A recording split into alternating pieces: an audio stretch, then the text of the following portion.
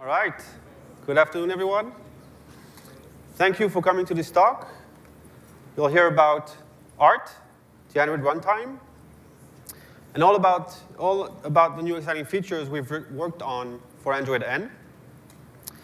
I'm Nicolas Joffre, a software engineer in the ART team, and I'll be presenting along my colleagues, Mathieu Chartier and Karine Juravre. So, ART is the software layer between the operating system and the applications. It provides an execution environment to run Android applications. That environment essentially consists of two things. It executes text bytecode, that's the internal Android format of Android applications, through a mix of interpretation and compilation. It also manages memory of those applications, allocating it, and reclaiming it when it's no longer used. Why should you guys care about ART? Well, it turns out ART is at the forefront of the user experience. ART needs to be fast, so that applications can run smoothly. It needs to start applications really quickly to give a snappy experience to the user. It needs to ensure the UI can render at least 60 frames per second to make the user experience jank-free. It needs to be power efficient and not do too much extra work besides executing the application. And it needs to be savvy in terms of memory use. The less memory being used by the runtime, the more applications you can actually run. So if you remember Dalvik, which was the first Android runtime released in Android phones, it was sort of efficient on some of these metrics and sort of OK on a few. At the time, memory footprint was paramount. So we constrained the compiler to not use much memory, and that explains not so great performance. Dalvik also had a relatively unsophisticated garbage collector, and that could lead to long application pauses, leading to a janky experience. So in 2014, we introduced ART. ART shifted the paradigm of doing interpretation and just-in-time compilation at runtime to ahead-of-time compilation when the application is being installed. So when the application is being installed, ART will compile it directly to optimized code. That gave us a great boost on performance and application startup. ART did not need a just-in-time compiler to be warmed up before it could execute. Applications were running out of optimized code directly. And because this code is directly loaded from disk, you don't need to pay the cost of a JIT compilation code cache. The garbage collector has also been completely revamped, where we implemented state-of-the-art concurrent garbage collector algorithms, and we made sure that GC pauses were to a minimal so that the experience was jank-free. Since Lollipop, we've mostly improved on performance. So we have heavily iterated on the compiler. Lollipop, when we shipped Lollipop, it had a quick compiler. That was a fast DEX to machine code compiler. It was ported from the Dalvik JIT at the time. At the time, we were really eager to ship ART, given all the benefits, and we mostly focused on shipping a well-tested and robust compiler. However, Quick was not structurally meant for more sophisticated optimizations, such as inlining and register allocation. So in Marshmallow, we introduced the optimizing compiler. That's a state-of-the-art SSA form-based compiler infrastructure. SSA, in compiler jargon, stands for static signal assignment, and that's a well-known format for doing optimizations in a compiler. We implement all sorts of optimizations, such as inlining, bound check elimination, common sub-expression elimination, and so on. We also implemented a linear scan register allocator, a state-of-the-art register allocation technique for compilers. And in N, we iterated on that compiler and made more aggressive optimizations, like more inlining and lots more optimization. This graph shows the performance of Marshmallow and NPreview normalized to performance in Lollipop. Its benchmarks run on Nexus 9, a tablet where we ship Lollipop, and the first release of Art. And you can see we've constantly improved in performance over time. We measured on 3 different kinds of benchmarks. Delta Blue and Richards are a well-known object-oriented benchmark in the object-oriented community that stresses how the runtime implements calls. Drystone is about how the runtime and the compiler generates integer computations. Reversi-Bench, ChessBench, and Ritz are actually adaptations of Android applications. Reversi and Chess emulate the AI of an actual game that you can get downloaded from the Play Store. And Ritz emulates spreadsheet emulation. So we've been very pleased with the improvements we made here, ranging from 1.2x to 5x speedups. And the performance boost isn't specific to one architecture. Because most of our optimizations are CPU independent, all platforms benefit from them. So running the same benchmarks on ARM32 will lead to the same improvement trend across the board. So that's great. Improving the code generated by the compiler is a great win for performance, faster frame rendering, and faster startup. Great. But it looks like you guys run into this. So you're probably familiar with that dialogue now. It's pretty lucky, right? Only 21 to go. So that dialogue is what is shown when you take a system update. And what happens there, in case you don't know, is that we're redoing all the optimizations we've done at install time of an application. Why? Because when you install an application, Art will optimize it heavily against your platform. And it will put hard-coded dependencies in the compiled code that will make your applications run much faster. But when you get a system update, all those hard-coded dependencies become invalid because you get a new system. So we need to redo all the work. When we shipped Art, that was actually a trade-off we've made because OTAs, or system updates, were usually once a year. So for a once-a-year update, you get yearly better Android experience.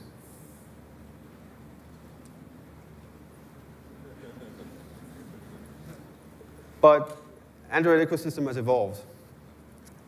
And security being at the heart of Android, our security team worked hard on making sure security fixes could be sent to Android phones as soon as possible. So when our lead security engineer and director of Nexus products announced we are now moving to monthly updates, it was sort of clear that this initial trade-off we've made would not work, and Art needed to adapt. So we brought back a just-in-time compiler in Art. So no more optimizing app dialogue. Woohoo!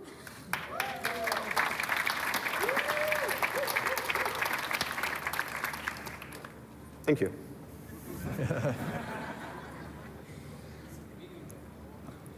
It turns out removing that dialogue is not the only benefit of having a JIT. We now get much faster installs, around 75% faster. And because AOT could not know when it was compiling which parts of the app is being executed, it turns out that we were compiling all the code of your APK. And that is sort of a waste of your storage if you're going to use just 5 or 10% of the code. But adding a JIT has some unknown. Like clearly, keeping on compiling all the time, like you start the app, you JIT, you kill the app, you start the app again, you JIT. That has some implications on your battery that AOT compile code didn't have. And having a compilation code cache could be wasteful if not managed properly. So what we did in N is introduce a hybrid just-in-time, ahead-of-time compilation system that combines the benefits of both worlds. The idea is that applications start running with a JIT, and when the phone is idle and charging, R will do profile-guided optimizations, and ahead of time heavily optimize the parts of the application the JIT has executed already. So later in this talk, my colleague Colleen will go into more detail about how this hybrid AOT JIT profile-guided compilation works. What I want to focus now is how is the unknown with the JIT. So let's go back to the 5 metrics I mentioned earlier in the talk. For runtime performance, the JIT is based on the same AOT compiler that brings the same high performance. So we're covered. But the other metrics are actually down to how we tune the JIT. A couple of things we made when starting this project, a couple of design decisions we made, were based on those metrics. Like, we implemented a much faster interpreter in N compared to the one in Marshmallow. It runs like up to 3x faster than the interpreter in Marshmallow. It's very important to have a fast interpreter because when you start your app, you don't have any ahead-of-time compile code. It's the interpreter that's going to run, and later on the JIT. Second, we do a JIT compilation on a separate thread and not on the application threads. Some compilation can take very long, and you don't want to block the UI thread just for doing compilation. For saving power, what we do is mostly focusing on the hottest methods of an application. And finally, for memory footprint, we implemented a garbage collection technique that ensures that only the methods that in the end matter over time are kept. So if a method is being compiled and then not being used anymore, we'll remove it from memory. All right. So let's focus on application startup. Now, I'm going to walk you through some systrace that will explain some of the implementation decisions we've made. If you don't know what systrace is, it's a great tool for both app developers and platform developers to analyze what is happening on an Android system. So bear with me. There's a lot of information on that slide, but we'll focus on the things that matter for us. So here's how a systrace looks after launching Gmail on a device that had Gmail ahead of time compiled. So application startup for a user is actually when the first frame is being rendered. And this trace here resembles more or less what you would get on Marshmallow and Lollipop, is that for starting Gmail, it would take half a second for the first frame to be drawn. So our first implementation, our alpha implementation of the JIT, we did the same measurements. And results were not great. You can see now the startup is around 1 second, so we increase the startup around 2x. And you can see that the JIT thread here executing is initially idle, and then becomes very busy. So what's happening? If you take a closer look at what the application is doing, there's around 200 milliseconds for doing just the APK extraction. And doing APK extraction is a blocking operation, so you need to do it before executing any code. Similarly, there's lots of things happening after the APK extraction that don't have to do with executing the application, and that's verification. Art needs to verify the DEX code in order to run it and optimize it. So to fix this problem, we decided to move extraction and verification out of every application startup and move it back to when the application is actually being installed. So this made the application startup 2 times faster than our initial JIT implementation and quite on par with compiled code. So I've just talked about application startup. How about Jank? For Jank, we looked at the frame rate of scrolling within the Google Photos application. And systrace gives you this nice list of frames that are being drawn. A green frame is when the UI managed to render it in time. Orange and red is where you're dropping the frame, and it hasn't been rendered. Now, Jank can be attributed to many factors. And Art does its best at executing the code of the application. But if the application does too much on the thread, obviously we're going to miss a frame. So we have, for that specific experiment, we have around 4% of frames that are being dropped. During our first JIT bring up, we made the same experiment. So the application wasn't compiled, and we just run it with a JIT. And the results weren't great.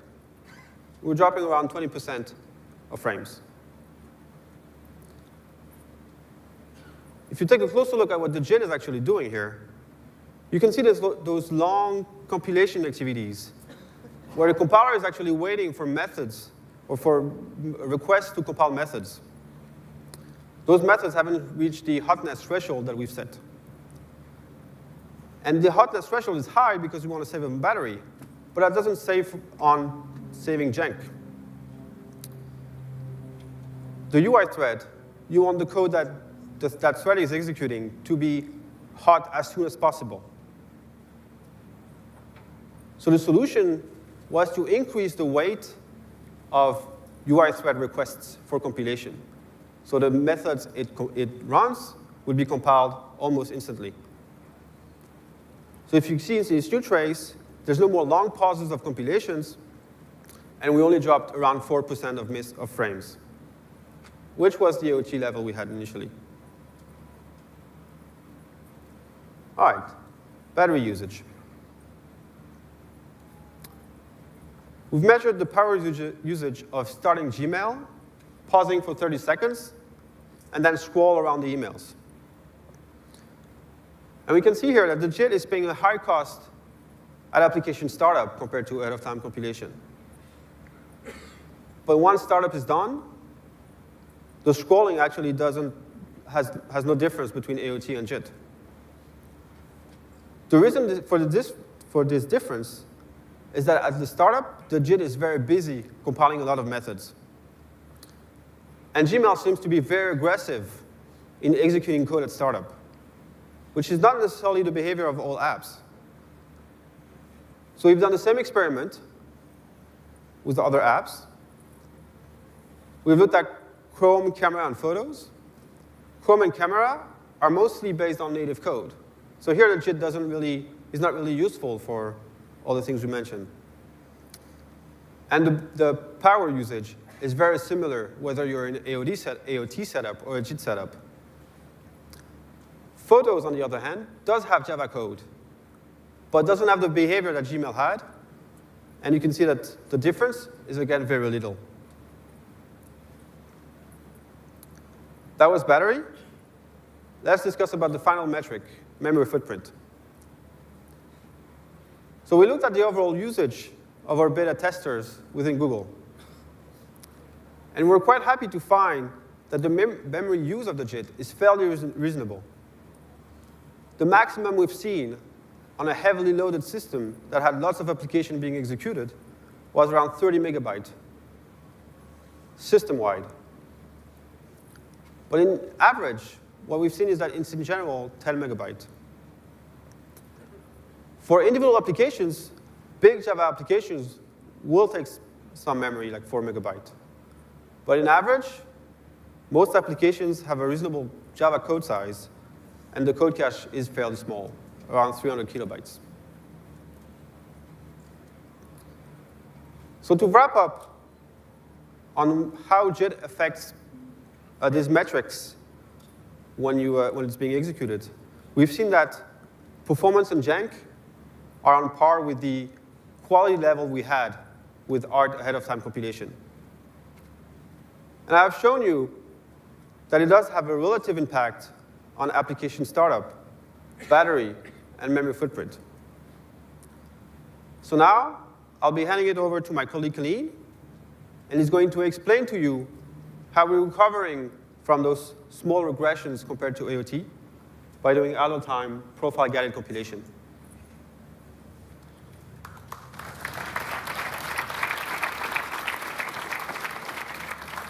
Thank you, Nicola.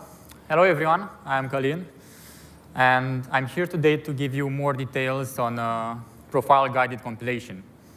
And this is a new compilation strategy that we introduced in N, and as my colleague Nicola mentioned, is a combination between JIT and ahead-of-time compilation. And it's mainly based on the observation that the percentage of the application's code, which is actually worth optimizing, is very small in practice. And focusing on the most important part of the application drives a lot of benefits for the overall system performance, and not only limited to recovering the slight regression that we have to an AOT system. So the goal here was to have a full 5-star system, and this is what profile-guided compilations help us achieve. So let's take a look a bit on the idea. In a nutshell, we want to combine execution profiles with ahead-of-time compilation, and that will lead to a profile-guided compilation. What that means is that during application execution, we will record profile information about how the app is executed, and we will use that information to drive offline optimizations at a time when the device is charging and idling so that we don't take resources out of our users.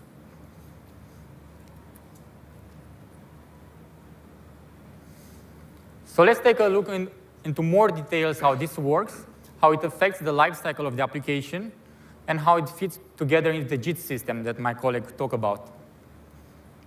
The first time the application is executed, the runtime will interpret it. The JIT system will kick in and optimize the hot methods, and eventually this cycle will repeat. In parallel with the interpretation and with the JIT compilation, we record the profile information. And this profile information gets dumped to disk at regular interval of times. The next time that you execute the app, the same process starts again. And the profile files will eventually be expanded with new use cases based on how the user used the app. At a later point, when the device is not in use anymore, it's idling and charging, and it's a state that we call maintenance mode, we kick in a service.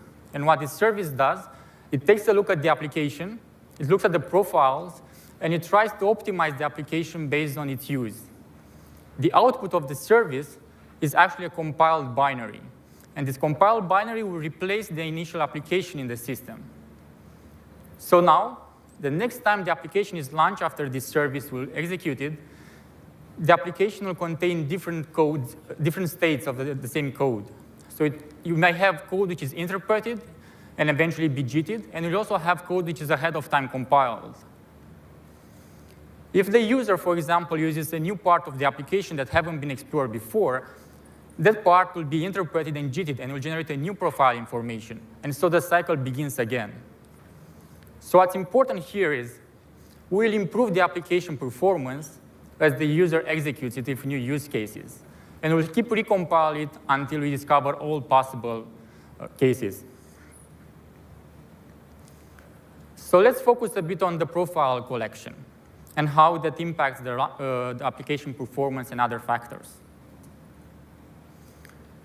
As I mentioned, we do collect them in parallel with the application execution.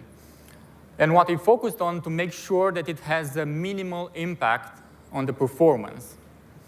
And one factor that we put a lot of attention into is to have an efficient caching and I/O throttling so that we minimize the write operation to disk. We also have a very small file footprint, and the amount of data that we write to disk is actually very, very small. Another point, which I mentioned before, is that we keep expanding these profiles as the app executes. And obviously, it depends on the application. It depends on the use case. Our test shows that the largest part of the data is actually captured during the first run. Subsequent runs add to the profile information. It obviously depends how the user used the app. But the largest chunk of the information is actually captured during the first execution. And that gives us important data to work on. A final point which is worth mentioning here is that all the application, all the users get their own profiles. And with that in mind, let's take a look on what exactly we record in this profile information. The first thing are the hot methods. And what constitutes a hot method? It's a metric which you have internal to the runtime. And factors that contribute to it are, for example, number of invocations, or whether or not that method is executed on the UI thread, so that we can speed up requests that will impact the users directly. We use this information to drive offline optimizations and to dedicate more time to optimize those methods. The second data that we record are the classes which impact the startup times. How do we know they do so? It means that they are loaded in the first few seconds after the user launched that app. And my colleague Matthew will go into more details on how we use that to improve startup times even more. A final piece of information that we record is whether or not the application code is loaded in some other apps. And that's very important to know because it means that the application behaves more like a shared library. And when it does so, we'll use a different compilation strategy to optimize it. So let's focus now on the compilation daemon, on the service that actually does the compilation. And let's take a look on what decision it makes. This is a service which is started at boot time by the system, and is scheduled for daily run. Its main job is to iterate through all the APKs installed in the system and figure out whether or not we need to compile them, and if we do need to compile them, what sort of strategy we should use. The service wakes up when the device becomes idle in charging, and the main reason for that is that we don't want to use user time when the device is active, and we don't want to waste battery time. So we delay this until the device is not in use anymore. When the daemon wakes up, what it does, it iterates with the applications, and the first question it asks is whether or not the application code has been used by some other apps, the data that I was telling you that we record in the profile. If that's the case, then we perform a full compilation to make sure that all the users benefit of the optimized code. If it's not, and this is the case probably for the largest percentage of the apps, it's a regular app, you don't get used by some other apps, we go into and perform a much deeper analysis on the profile information. If we have enough new data, if we collected enough information about the application, then we will profile guide compile that application. We'll take a look at the profiles, and we optimize only the methods that were executed so that we focus on what actually the user used from that application. If by any chance we don't have enough information, let's say we only have data about one single method from that app, then we'll just skip it because probably it's not worth optimizing. And an important thing here is that we do perform the profile analysis every time that we run the daemon. And what that means is that we might end up recompile the app again and again until we no longer have any new information about it. And here you can see that actually I was talking about different use cases and how we apply different compilation strategies. Shared libraries get a full compilation, whereas the regular apps prefer a profile-guided compilation. In N, we generalized on that. And different use cases from the lifecycle of the application have different compilation strategies. For example, at install time, we don't have profile information, yet we still want the application to start as fast as possible. And as my colleague Nicola mentioned, we have a strategy where we extract and verify that app with minimal running time, and which will ensure that the application starts fast. When you update the app, we have the same story. We no longer have a profile because what we recorded before was invalid. So we repeat this verification procedure. When the compilation daemon kicks in, we'll do a profile-guided compilation where possible. And for system and shared libraries, we're going to do a full compilation so that we make sure that all their users are properly optimized. With that in mind, let's take a more closer look on what benefits are when we do profile-guided compilation. And all the benefits share the same root cause. We only optimize what is being used. And what that means, when you first start the app after the compilation happened, previous hard code is already optimized. We no longer have to wait for the JIT, for the methods to become hot so that the JIT can compile them. So the applications will start faster. We have also less work for the JIT, and that means we use less CPU, and we increase the battery life overall. And because we are much more selective with what we optimize, we can dedicate and spend more time there and apply more optimizations. Besides that, we get a smaller size for the compiled binary. And that's a very important thing, because what we do with this binary, we map it into memory. Smaller size translates to reduced memory footprint. And the important difference here is that, for example, this memory that we map into, this binary that we map into memory will be a clean memory compared to dirty memory that the JIT will generate. We also use far less disk space because the binaries are much smaller now, and we free a lot of space for our users. How much space? Let's take a look at the numbers. In this chart, we compare different applications, which is Google+, Play Music, and Hangouts. And we tracked how the generated binary for the compiled code performance across Marshmallow, which is the blue line, and Preview during the first boot, which is equivalent to a fresh install of the application, which is the orange line. And the green line is how much it takes for the profile-guided compilation. As you can see, the reduction is more than 50%. And obviously, the green line will go up over time. And our test shows that actually it stays around 50% most of the times. And you may wonder how come we get so great reduction in terms of size. Well, when we analyze the profiles, we've realized that only 4 to 5% of the methods actually get compiled. And as you use the app more, obviously this percentage will go up, will generate more code. But as I said, in general, we'll stay below 50% or around that area. Now, a natural question here is, if I'm only compiling 5% of the app, how come I reduce the space only by 50%? Why not 95%? Well, those lines contains also the application raw code, the DEX code. And that's a line below which we cannot go, because we need to run something. And here is how we compare to the application size. You can see that in Marshmallow, we generated more than 3x in terms of code size, whereas in M, we stay below 1.5x. And these are all cool benefits, but it's not the only thing actually that we use profiles for. We also use them to further speed up system updates. As my colleague Nicola mentioned, because of JIT, we don't need to recompile the app again. And that basically gets rid of the long waiting time for the optimizing app. We still want to do some processing of the app, in particular extraction and verification, to ensure that those apps get executed as fast as possible when they are first launched. And in M, we actually know how those apps were executed before. So we can use profile when we guide to guide the verification. And that saves around 30% of the time extra. We also added new improved usage stats. And compared to M, we can now track precisely how the application was used and how it was executed. And we only analyze what actually matters for the users. What is that? Application which has a user interface, and the users can interact with them. Those are the most valuable for our users, and we focus on them during system updates. However, when you take the first update to M, we don't have access to all the goodies. We don't have profiles, and we don't have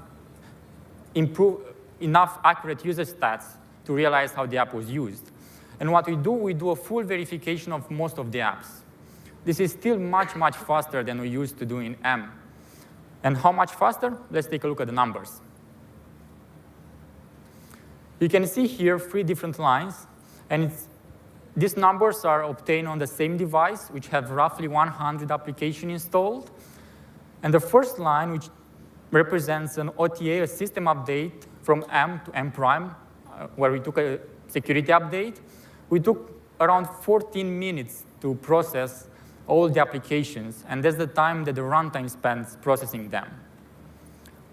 When you take the OTA to N, we reduce the time to about 3 minutes, which is around up to 5x reduction.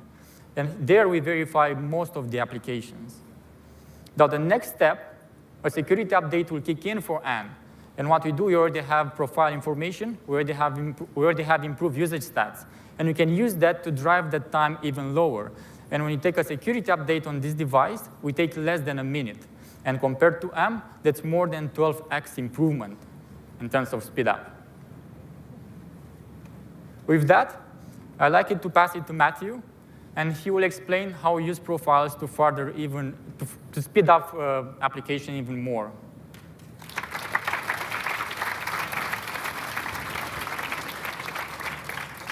Thank you, Colleen. One new feature in N that reduces application launch time is application images.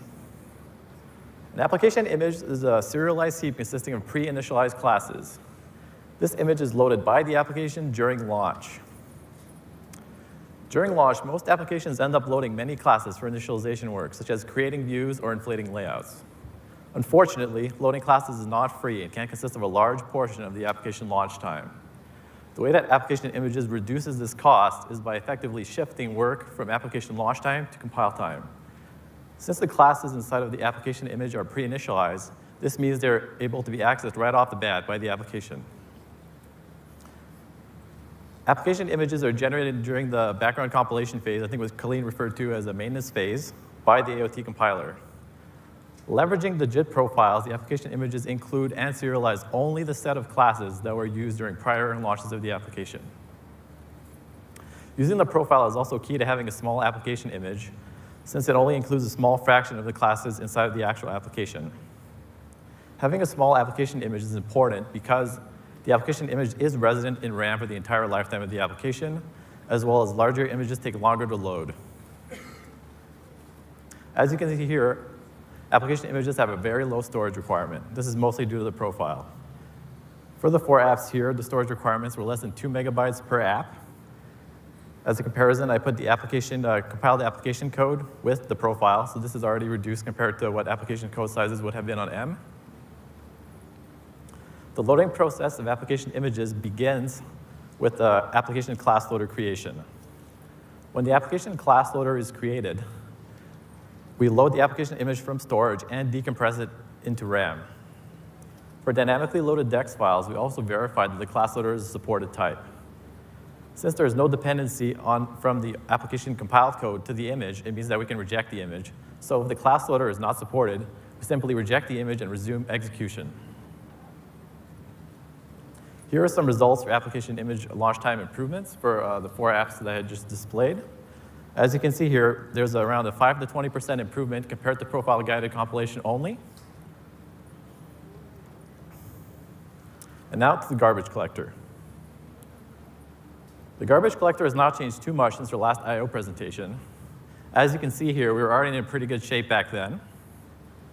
There's still only one short GC pause, and the garbage collector has high throughput since it is generational. There have been a few GC changes, mostly related to application images and class unloading.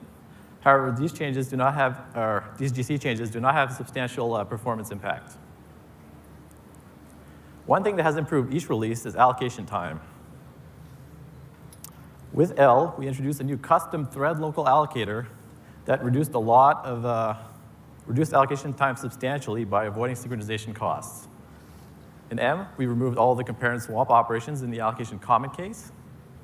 Finally, in N, the allocation comment case has been written in hand-optimized assembly code. This is the largest speedup yet at over 200% compared to M. Combined, all of these improvements mean that allocations are now around 10x faster than KitKat, which was Dalvik. Class unloading, also introduced in N, is a way to reduce RAM for modular applications. Basically, what this means is that classes and class loaders can be freed by the GC when they're no longer used. In previous Android versions, these were held live for the entire lifetime of the application. For class loading to occur, all the classes in the class loader must no longer be reachable, as well as the class loader itself. When the GC notices this, it frees them, as well as the associated metadata. This chart demonstrates just a bit of how the class loader interacts with other components and retains them. With that, off to Nicholas for the wrap-up. Thank you, Matthew.